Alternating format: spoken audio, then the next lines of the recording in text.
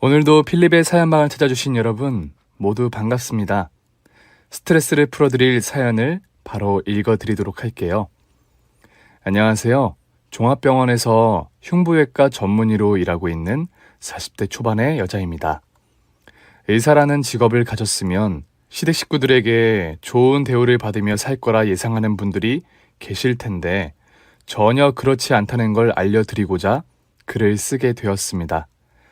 제가 겪었던 시어머니와 시누이의 진상짓을 낱낱이 들려드릴게요. 마지막 순간에 반전까지 있으니 끝까지 들어주시고 통쾌한 기분으로 하루를 보내시길 바랄게요. 어릴 적 아빠가 일찍 돌아가시고 엄마 혼자 저를 키우셨습니다. 형편도 어려워 엄마가 식당과 출장 가사 도우미를 하며 돈을 버셨어요. 딸은 당신처럼 돈 때문에 시달리지 않고 평범하게 자라게 해주시려고 모든 고생을 혼자 짊어지셨답니다. 그래서 전 죄송한 마음을 가지고 학교 공부를 누구보다 열심히 했어요. 그래서 수월하게 의대에 진학하게 되었답니다. 사실 제 꿈은 다른 것이었는데 엄마가 제 인생은 당신과 다르게 사자가 되시길 원하셨어요. 여하튼 처음 대학 입학금과 등록금을 지원받았는데 그게 너무 미안해서 장학금을 타려고 매일 코피와 씨름을 하며 머리에 온갖 지식들을 억지로 집어넣었답니다. 사람이 이악 물고 도전하면 안 될 일이 없다더니 과에서 10등을 웃돌던 제가 두 번째 학기부터는 수석을 놓치지 않았답니다.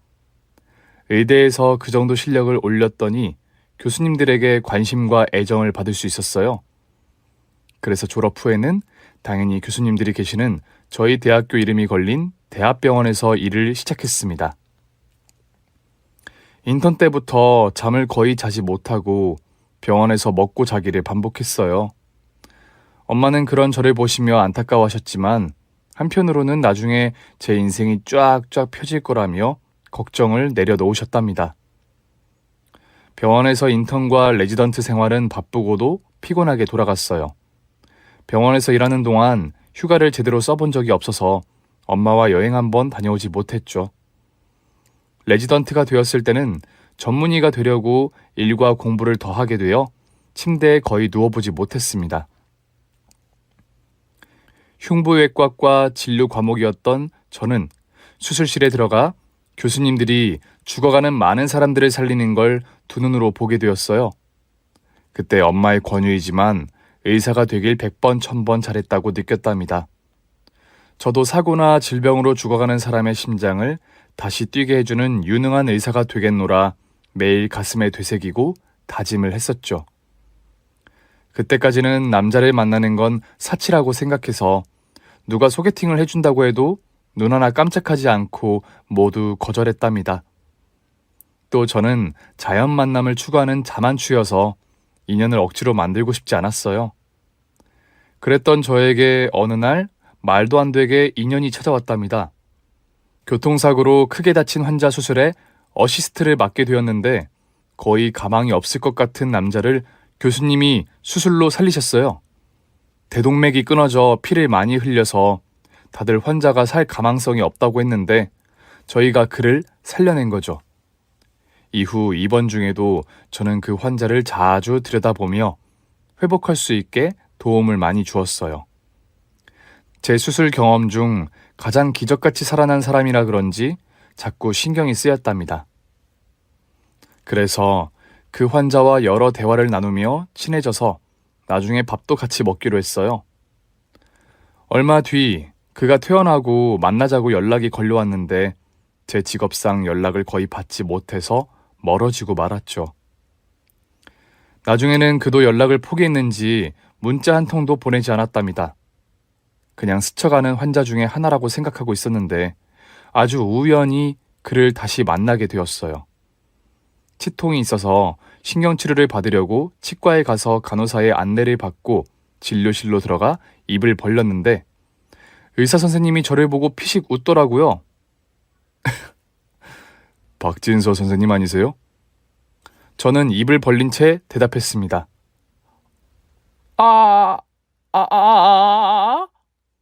아, 누구냐고요?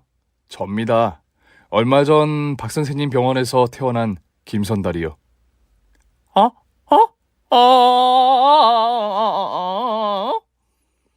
무슨 말씀인지 못 알아듣겠네요. 일단 치료부터 하고 나중에 이야기 나누도록 하죠. 자, 주사 들어갑니다. 아파요. 제가 자연스러운 만남을 추구하긴 하지만 이런 식으로 제외해 제 입속을 다 보여주고 나면 다시 만나는 게 어려울 것 같았습니다.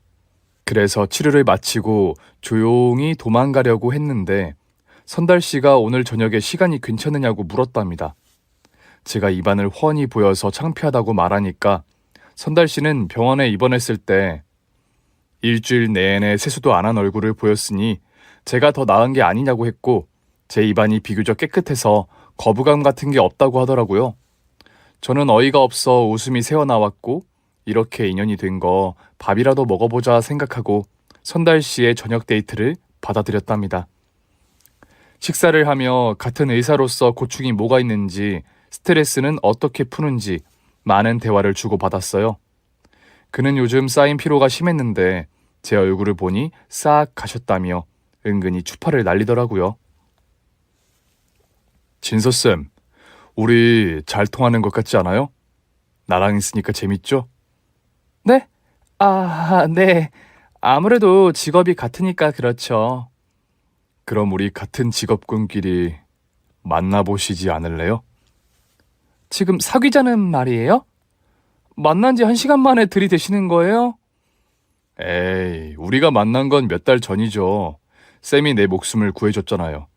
물론 어시스트로 수술에 참여하셨지만 쌤이 아니면 전 이 자리에 앉아있지 않았을 거예요. 그동안 바쁘셔서 제 연락을 다 씹으신 것 같은데 전 연락이 잘 되지 않아도 이해해 줄 수 있습니다. 그러니까 생명의 은인과 사랑에 빠질 수 있게 도와주세요. 말씀하시는 게 아주 선수시네요. 그래도 뭐 우리가 인연인 건 부정하지 않겠어요. 그리고 사귀어보는 것도 나쁘지 않을 것 같네요. 나 바쁘면 하루 이틀 동안 연락이 안 되는데 그 시간에 딴짓하지 않고 기다릴 수 있다고 약속할 수 있어요? 애초에 간보는 거면 여기서 그만두시고요.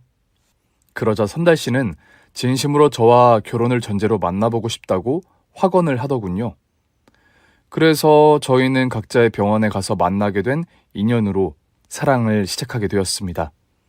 일주일에 겨우 한 번 만났지만 연애하는데 큰 걸림돌이 되지 않았어요. 대학병원에서 밤새워 일하는 저를 다 이해해주고 격려해주는 역할을 톡톡히 해주었답니다. 저희 연애는 해가 2번 바뀌어도 변함이 없었어요. 아니, 오히려 더 깊어져서 뜨겁게 사랑했답니다. 이젠 서로에게 없어서는 안 될 존재가 되어서 결혼이라는 걸 하기로 했네요.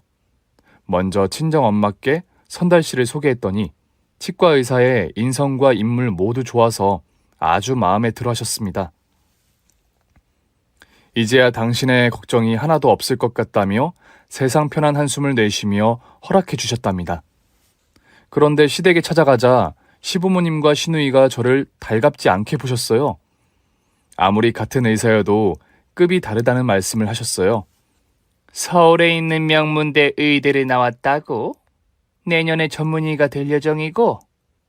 에휴, 그 정도 색식감은 널리고 널려서 다른 급의 애를 찾고 있었는데 선달이 얘가 고집을 피워 너랑 결혼하겠다고 하는구나. 너도 알다시피 서울대 치대가 의대 중 상위 1%인 건 알지? 내 잘난 아들을 너 같은 애한테 주기엔 너무 아까워. 엄마는 기분 나쁘게 말하기 대회라도 나가려는 거야? 진서 정도면 엘리트야. 대학병원에서도 존경받는 선생님이라고. 내년에 전문의가 되고 훗날엔 교수로 임명받을 거야. 이 정도면 나보다 잘났구만. 왜 자꾸 비교를 하고 그래? 내 말이. 네 엄마는 너 가지고 얼마나 대단한 며느리를 얻고 싶었는지 모르겠다니까.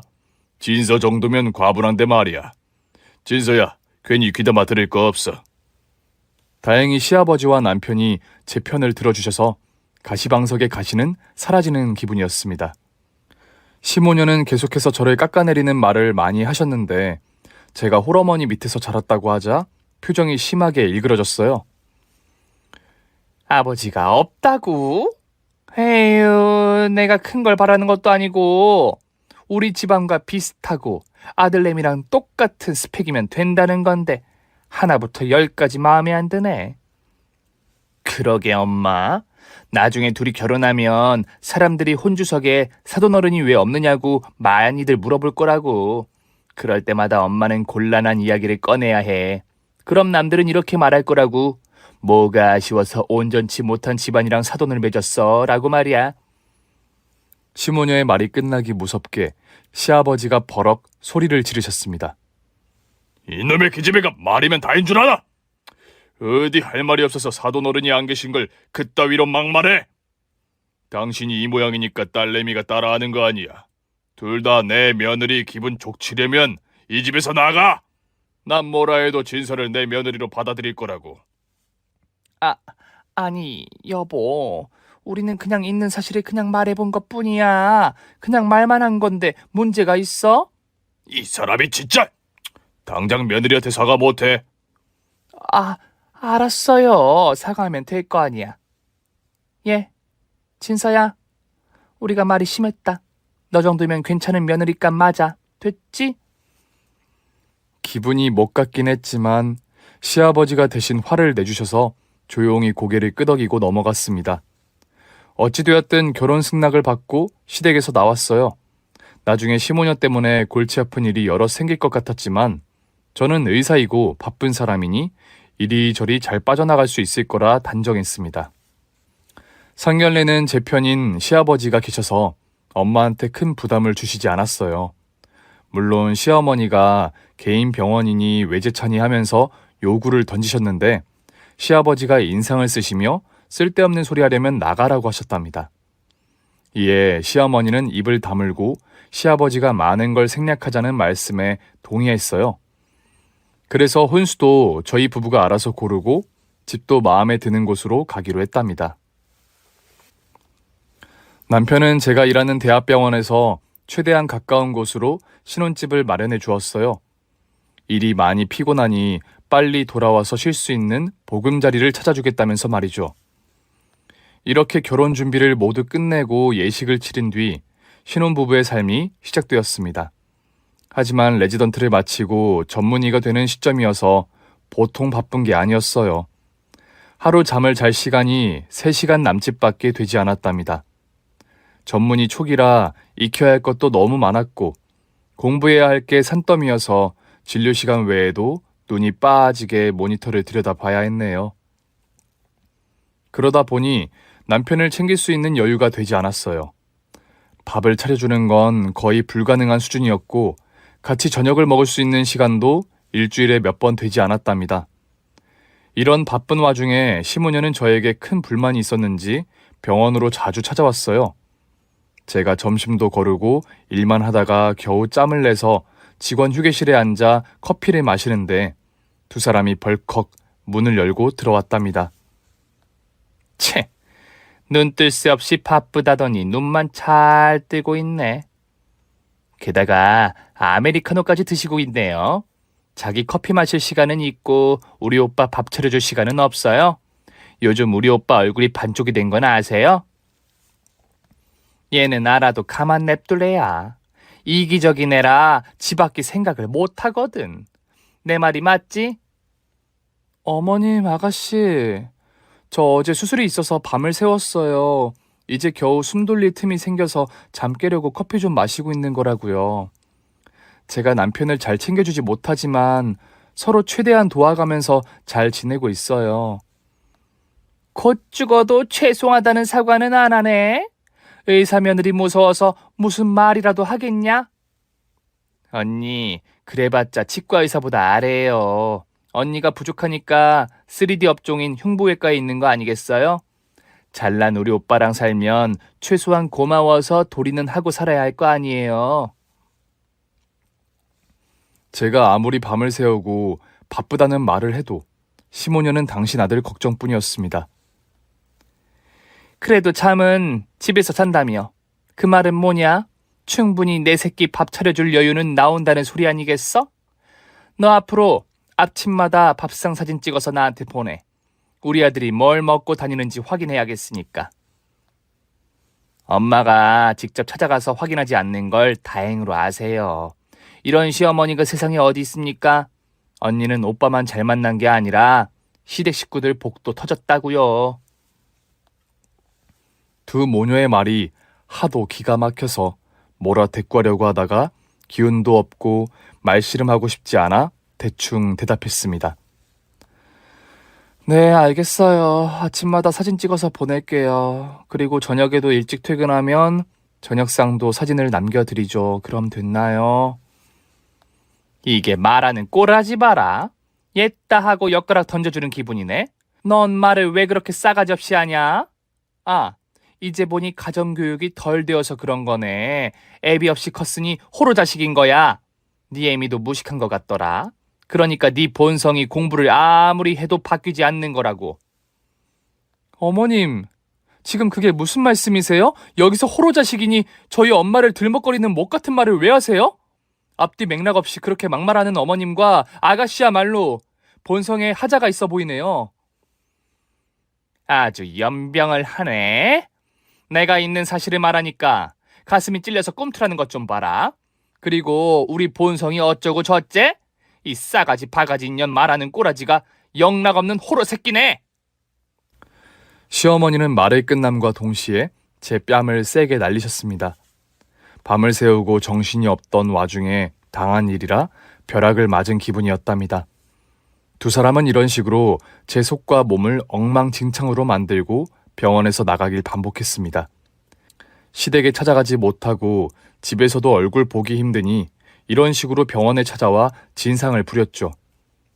이걸 남편에게 말해야 하나 말아야 하나 고민을 거듭하다가 차라리 시아버지한테 말하는 게 직방으로 해결될 것 같아 아버님께 전화를 드렸습니다. 있었던 일을 말씀드리다 저도 모르게 울컥해서 우는 소리로 고백을 했더니 시아버지가 크게 화가 나셔서 시모녀를 가만두지 않을 테니 마음을 가라앉히라고 하셨네요. 그리고 몇 주 동안 시모녀가 병원에 찾아오지 않아 다행스럽게 여기고 지내고 있었는데 어느 날 두 모녀가 진료를 받으러 저를 찾아왔습니다. 아휴, 1시간을 기다렸네. 새애기 너 아주 인기 많은 의사인가 보다. 환자들이 줄을 서서 너한테 진료를 받으려고 하네. 새언니가 명의인지 아닌지는 지금부터 확인해보면 알겠죠. 지금 우리 엄마가 가슴이 답답하다고 하니까 무슨 병인지 맞춰보세요. 일단 진찰해보고 피검사를 해보도록 하죠. 그리고 나서 설명해드리겠습니다. 나가셔서 간호사 안내 받으세요. 뭐야? 지금 말 몇 마디 하고 나가라는 거야? 넌 시어머니가 왔으면 특별 진찰이라도 해야 하는 거 아니냐? 꼴랑 몇 마디 하고 내보내는 게 말이 되냐고. 그러게 말이야. 언니 돌팔이 아니에요? 전문의식이나 되면서 척하고 무슨 병인지 맞추지 못하냐고요. 피검사하고 나온 결과로 진단하는 건 지나가는 개새끼도 하겠네요. 두 모녀는 일부러 진상을 부리러 온 건데 귀찮고 기운이 빠져서 그냥 다음 환자를 받아야 하니 빨리 나가달라고 말했습니다. 어머님, 검사를 다 해봐야 진단할 수 있어요. 의사 눈에 투시 능력이 있는 것도 아닌데 제가 어떻게 병을 바로 알아맞히겠어요. 억지 쓰지 마시고 검사 받고 오세요. 간호사가 진료실 문을 열고 들어오자 시모녀는 어쩔 수 없이 밖으로 나갔답니다. 그리고 검사를 받고 결과지가 저에게 왔는데 아무런 이상이 없었어요. 가슴이 답답한 건 꾀병이었던 거죠. 그래서 간단히 결과를 들려드리고 보내드리려 했는데 쉽게 자리에서 일어나시지 않았습니다. 지난번 시아버지께 일러서 속이 시원했느냐, 아직도 내 아들 얼굴이 반쪽이다, 며느리와 아내로서 하는 게 뭐가 있느냐 등등 잔소리를 열거하셨습니다. 이에 진료실에서 사적인 대화를 나누는 게 아니라고 했더니 이번에는 시어머니를 가르쳐드리려고 하느냐, 네가 바쁘다는 핑계로 코빼기도 비추지 않으니 여기 아니면 어디서 말을 하겠냐 하시며 제 귀에서 고름이 나올 것처럼 심하게 잔소리를 해댔습니다. 저는 대꾸를 하지 않고 간호사를 불러 시모녀를 밖으로 내보냈고 다음 환자를 보며 조금 전 있었던 일을 잊어버렸어요. 그리고 진료 환자가 더 이상 없어서 잠시 커피를 마시려고 진료실에서 나왔답니다. 휴게실로 가서 커피 자판기에서 아메리카노 한 병을 뽑아들었죠. 그런데 그 순간 시어머니의 날카로운 손톱이 제 머리채를 낚아챘답니다. 잠이 번쩍 깨긴 했지만 너무 아파서 눈물이 나올 지경이었죠. 그만두라는 말을 외쳐봤지만 이미 눈이 뒤집힌 시어머니는 제 말이 들리지 않는 것 같았습니다. 그리고 옆에 있던 시누이는 가만히 팔짱을 끼고 구경을 하더군요. 이 상황을 빨리 벗어나려면 어떻게 해야 하나 떠올리고 있었는데 다행히 동료 남자 의사들이 와서 시어머니를 저에게서 떼어냈습니다. 이봐요 할머니, 왜 의사를 폭행하는 겁니까? 박쌤, 이 할머니 누구야? 경찰에 신고할까? 아니에요 김쌤, 저희 시어머니세요. 뭔가 오해가 있어서. 저는 뜯겨진 머리를 정리하고 있는데 시어머니가 이번엔 동료 의사의 머리채를 잡았습니다. 너희 새끼! 내 아들이 누군지 알아? 대한민국 최고의 치과의사라고! 그런데 네가 뭔데 날 말리고 경찰에 넘기겠다는 거야? 너 소속이 어디야? 진료 과목이 뭐냐고? 할머니 그만하세요! 왜 이런 행패를 부리시는 겁니까? 그 할머니 소리도 그만해! 아직 손주를 보지도 못했는데 어디 할망구 취급이야? 네 진료 과목이 뭔지나 말해봐! 그러면 놔줄게 이 육실할 놈아! 대장 항문할 거요! 그러자 시어머니가 동료 의사의 머리채를 놓아주며 깔깔대며 웃었습니다.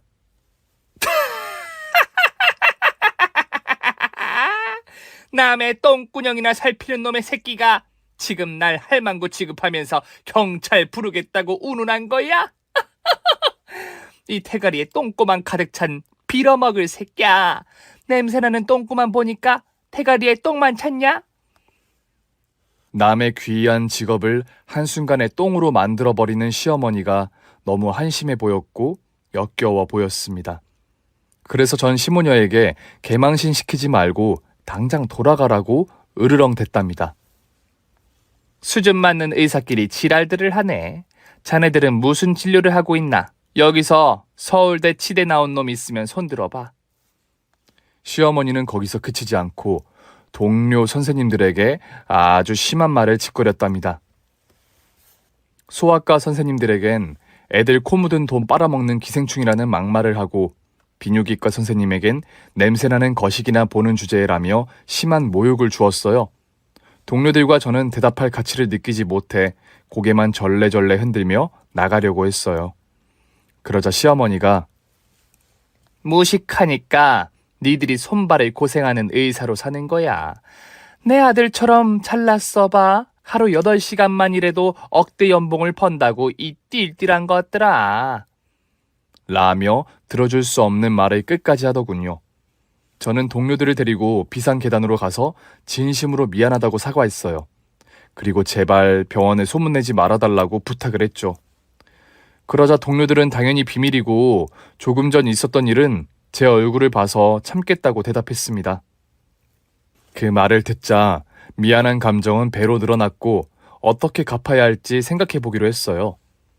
저는 이번에도 시모녀의 진상짓을 시아버지께 바로 일렀습니다. 그러자 아주 크게 난리가 났었는지 시어머니가 전화를 걸어 저에게 울먹이며 사과를 하더군요. 그리고 마지막에 소곤거리는 목소리로 너 다음에 두고 보자 하고 말한 뒤 전화를 끊었답니다. 그래도 다시는 병원에 찾아오지 않아 한시름 놓고 있었네요. 시모녀를 보고 살지 않으니 그렇게 개운할 수가 없었습니다. 그런데 몇 주 뒤 시어머니가 당신의 생일이 사흘 앞으로 남았다며 전화를 걸어왔어요. 너 지난번에 날 엿먹인 거 기억하지? 그걸 없던 일로 하고 싶거든. 내 생일에 골드바를 사오너라. 내 친구들이 요즘 금테크가 제격이라고 해서 나도 금 좀 모을 생각이니 1kg짜리 골드바로 가져와. 네? 어머님, 골드바를 생신 선물로 달라고요? 1kg면 가격이 8천만 원이 넘는다고요. 누가 생신 선물로 8천만 원 이상을 쓰나요? 야, 내가 너 때문에 내 남편한테 뒤질 뻔했거든? 그 정도는 받아야 내 마음의 상처가 치유될 것 같단 말이야. 그리고 내 잘난 아들 업어갔으면 그 정도는 해줘야 인지상정 아니니? 막말로 네가 개인 병원을 차려줬니? 외제차를 뽑아줬니? 남들 다 해오는 혼수 말고 아무것도 하지 않았잖아. 이 정도 요구는 아무것도 아니니까 잔말 말고 준비해와라. 너 내가 병원에 찾아가길 원하지 않거든. 내 말대로 하는 게 좋을 거다. 어머님, 그건 너무 부담스러운 가격이에요. 그러지 말고 제가 금반지 하나 사드릴게요. 너 내 심경 또 건드릴 짓 하면 가만 안 둘 테니까 닥치고 끊어. 시어머니는 골드바를 달라는 억지를 실컷 하고 전화를 끊으셨습니다. 하지만 저는 고민 자체를 하지 않았어요. 제가 호구도 아닌데 뭐하러 그 큰 돈을 써가며 골드바를 바치겠어요? 어디 모자라지도 않고 남편과 똑같은 의사인데 말입니다. 그래서 사흘 뒤 점심시간을 이용해 금은방에 가서 금가락지 하나를 샀어요. 그것도 꽤 비싼 거라 주머니에서 카드가 쉽게 나오지 않았습니다. 저녁에 그 반지를 드리고 시아버지 옆에 붙어 있어야겠다 생각했죠. 그런데 퇴근하려고 5시쯤 준비하고 있었는데 응급 환자가 들어와서 다시 가운을 입어야만 했습니다. 예전에 남편이 그랬던 것처럼 교통사고로 심혈관에 문제가 생긴 환자라 수술이 시급해서 수술복으로 갈아입고 바로 수술실로 들어갔습니다. 그리고 오랜 시간에 걸쳐 수술을 집도해서 환자를 살려낼 수 있었어요. 수술실에서 나와 환복을 하고 시간을 봤더니 자정이 넘어갔더라고요. 핸드폰을 꺼냈더니 시어머니와 시누이가 수십 통의 부재중 전화를 남겼고 수많은 욕이 든 문자를 보내놨답니다.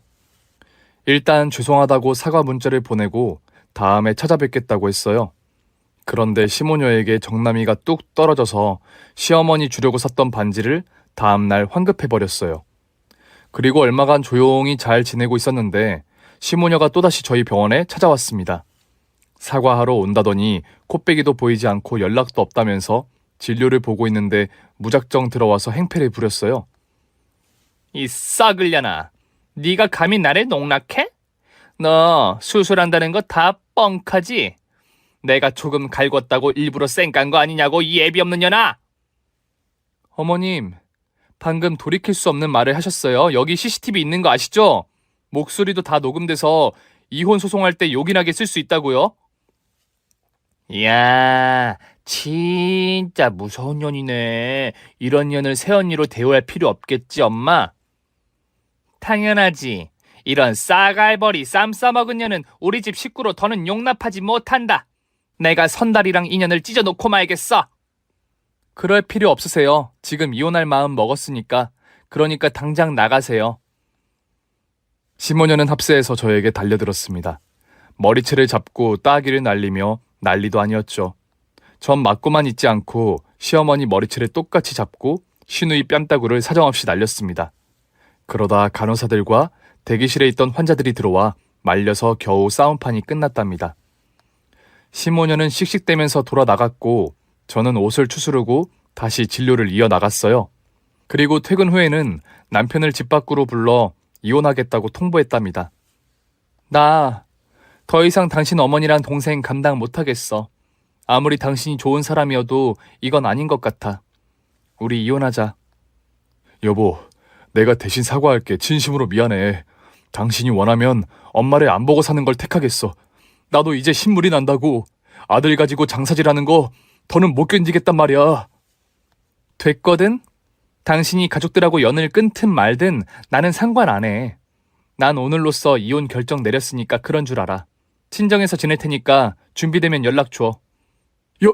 여보! 저는 할 말만 하고 바로 자리에서 일어났습니다.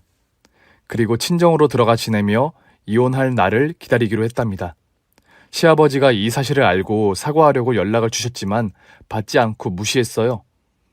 그러자 시아버지는 당신이 이혼할 테니 제발 당신의 아들과 헤어지지 말라고 애원하는 문자를 보내셨답니다. 그래도 전 꿈쩍하지 않았어요. 언젠가 또 엮일 게 뻔하니 과감하게 잘라버리기로 다시금 결심했죠.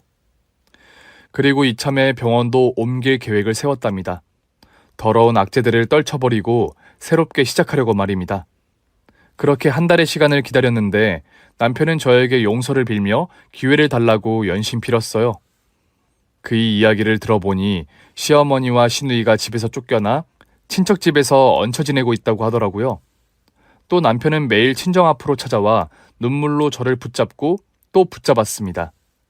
제가 없으면 못 살 것 같으니 차라리 혀 깨물고 극단적인 선택을 하겠다는 말까지 하면서 말이죠. 여보, 나 좀 봐줘. 이렇게 빌게. 난 당신 없으면 영혼 없는 껍데기일 뿐이야. 당신이 나한테 빌 이유가 뭐가 있겠어. 당신 엄마랑 동생이 문제지. 나 때문에 가족과 인연을 끊는 건 말도 안 돼. 그러니까 당신 엄마 비위 맞춰줄 여자를 찾도록 해. 그게 최선이라고.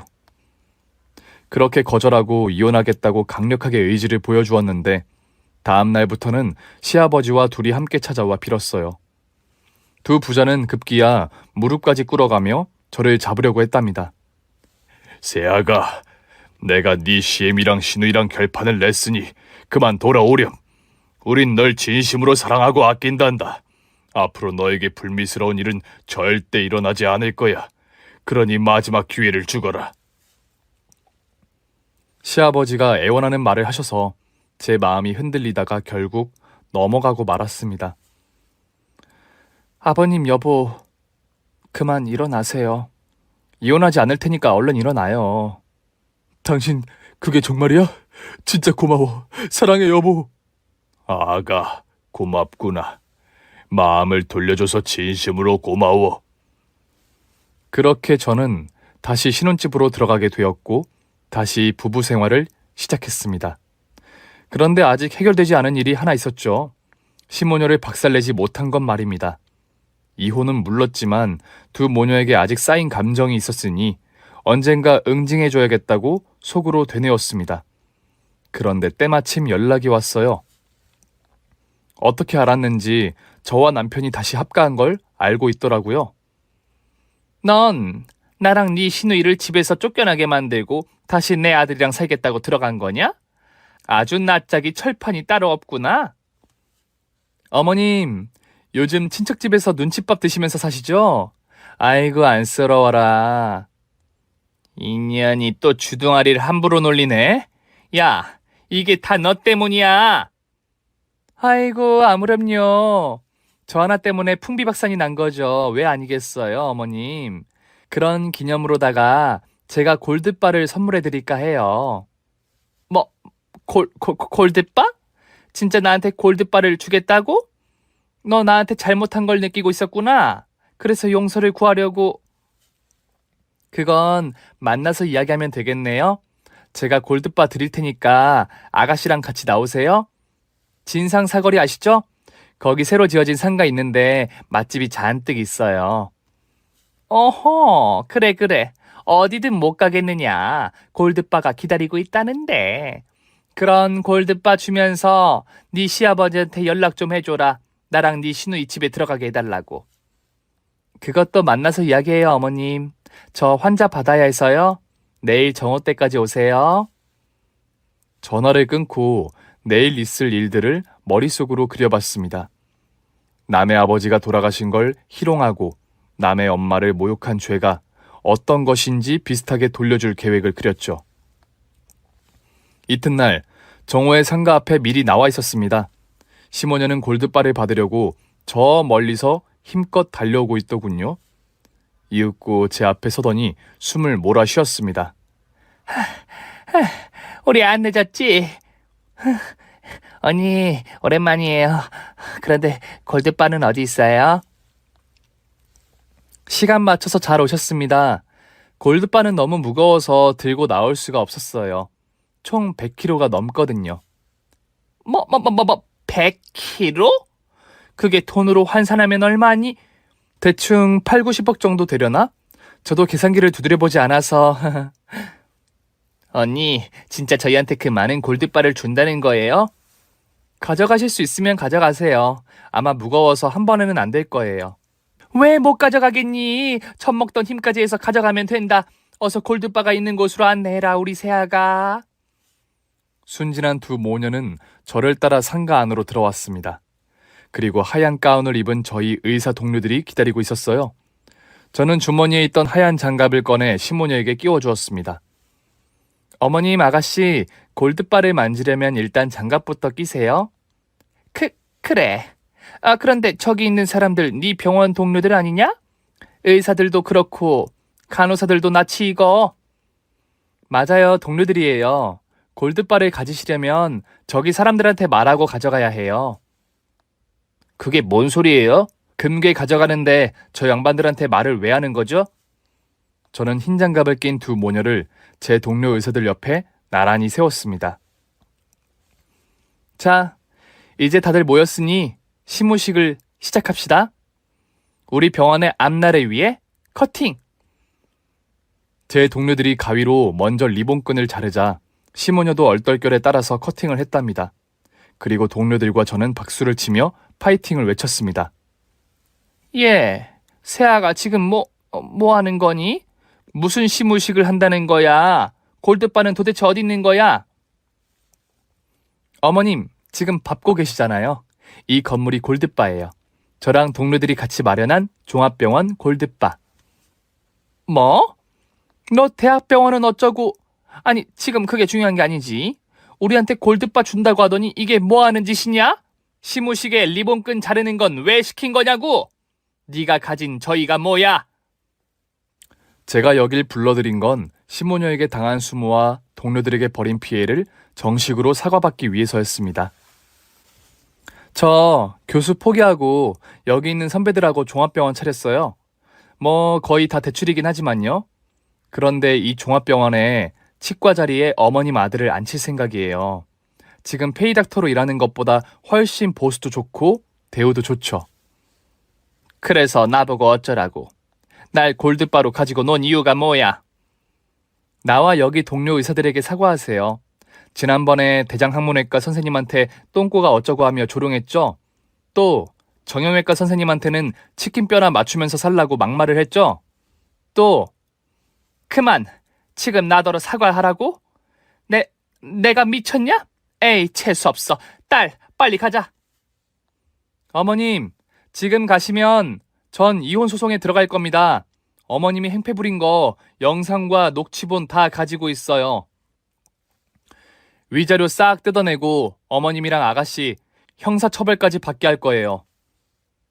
그때는 언니도 제뺨 날리고 엄마 머리채를 똑같이 잡았잖아요.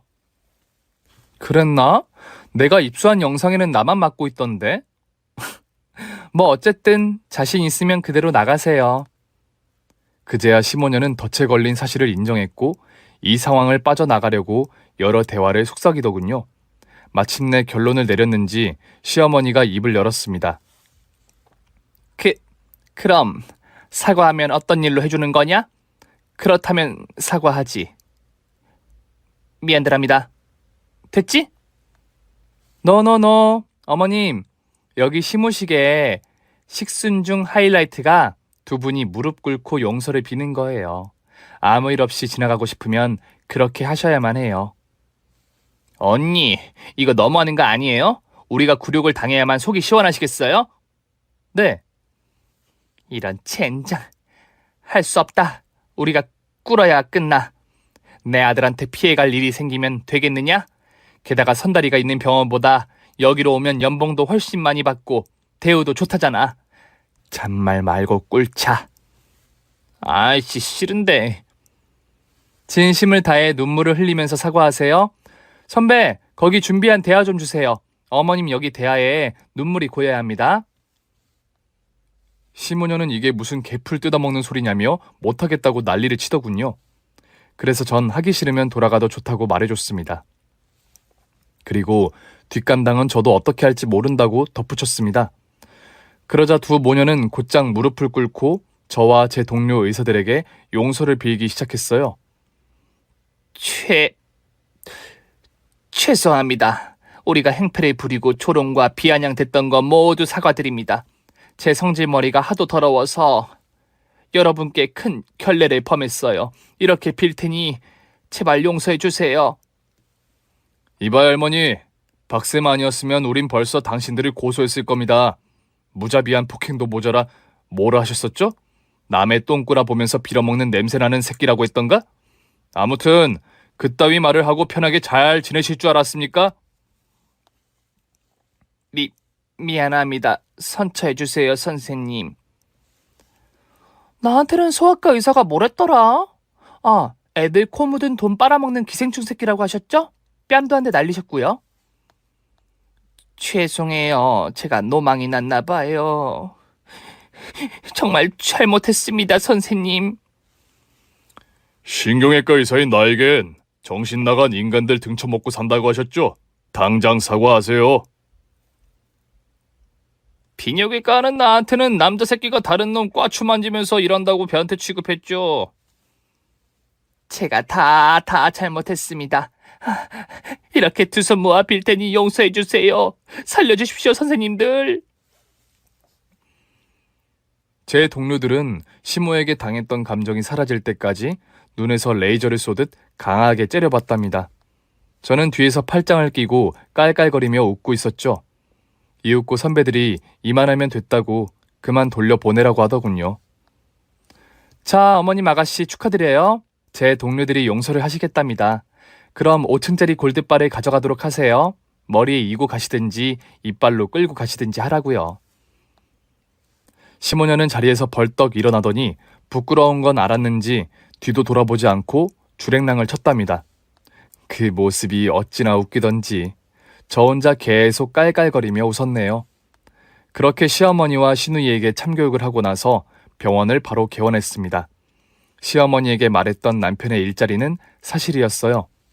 저와 종합병원을 운영하는 동료들이 치과 의사를 누구로 뽑을까 고민하던 찰나에 제가 남편을 추천했답니다. 객관적으로 실력도 있고 환자들에게 친절하니 후회 없을 거라며 말이죠. 이후 저희 종합병원은 많은 환자들과 보호자들이 찾아왔습니다. 다들 실력도 있었고 성실하고 좋은 사람들이니 사람들이 오지 않을 수 없었죠. 저와 남편은 매일같이 출퇴근을 할 수 있어 그동안 못했던 신혼을 재밌게 즐기기 시작했답니다. 한편 시아버지는 시어머니와 시누이를 집으로 들이는 대신 저에게 함부로 대하면 그땐 진짜 영원히 쫓겨날 줄 알라고 경고의 말씀을 하셨습니다. 시모녀는 여러 가지 이유로 저에게 함부로 대할 수 없었죠. 두 사람은 집에서 할 일이 없었는지 이번에도 병원에 자주 찾아왔습니다. 그런데 이유는 달랐어요. 세아가 아직 진료 중이니? 아니에요. 방금 오전 진료 끝났어요. 어쩐 일이세요? 어쩐 일이라니요. 저희가 맛있게 도시락을 좀 싸왔어요. 맛있게 김밥이랑 유부초밥이랑 좀 만들어 왔어요. 상황은 이렇게 역전이 되었습니다. 저를 못 잡아먹어 안달이던 두 사람이 저를 챙기겠다고 찾아왔네요. 아, 제가 김밥을 거의 맨날 먹어서 좀 그런데. 그리고 전 유부를 못 먹어요. 죄송해서 어쩌죠? 걱정 마라. 혹시나 해서 다른 도시락도 싸왔다. 불고기랑 육회도 있다고. 어머, 나 육회 킬러인데. 고맙습니다, 어머님. 아니야, 세아가. 내가 고맙지. 네 덕분에 선다리가 돈도 잘 벌고 있잖니. 그런데 이렇게 큰 병원을 운영하면 한 달에 얼마나 버니? 이거 동료들하고 동업이라 나눠 먹기예요. 그래도 꽤 많이 벌죠. 한 달에 골드바 1kg는 가져갈걸요? 1kg? 그럼 9천만 원? 우리 새애기가 연봉이 10억이 넘는 거야? 아이고, 장하다 장해. 우리 며느리가 굴러들어온 복이었는데 그걸 몰라보고 주책과 진상을 부렸으니 지난 내 잘못을 어찌할꼬. 어쩌긴요. 지금처럼 화기애애하게 잘 지내면 되죠. 그런데 어머님, 저 다음 달에 생일인데 뭐 해주실래요? 골드바? 세아가, 나는 지금 네 시아버지한테 경제권을 다 빼앗겼어. 한 달 용돈이 10만 원이라고. 아, 그러시구나. 그럼 골드바 말고 쭈쭈바라도 사주세요. 저는 이런 식으로 때때로 시모녀의 악행이 떠오르면 조롱을 남발했답니다. 그런데 제가 너무 심하다 싶어 요즘은 거의 친한 고부 사이로, 신우 올케 사이로 잘 지내고 있어요. 제가 병원 운영하는 의사로 사는 동안은 절대 전과 같은 수모를 당하지 않을 것 같네요. 아, 마지막으로 좋은 소식 하나 더 말씀드릴게요. 남편과 신혼의 재미에 빠진 제가 며칠 전 임신을 했답니다. 올해 엄마가 될 생각을 하니 기분이 너무 좋네요. 그럼 여기서 인사를 드릴게요. 지금까지 제 사연을 들어주셔서 감사합니다. 오늘의 사연자님은 정말 현명하고 강한 분이신 것 같네요. 마지막 시무식 복수는 상상도 못했는데 아주 속 시원하게 한 방 날려주셨어요. 여러분도 재밌고 통쾌하셨다면 구독과 좋아요를 눌러주시길 부탁드려요. 그럼 저는 다음 시간에 더 강력하고 재밌는 사연을 가지고 돌아오겠습니다. 안녕히 계세요.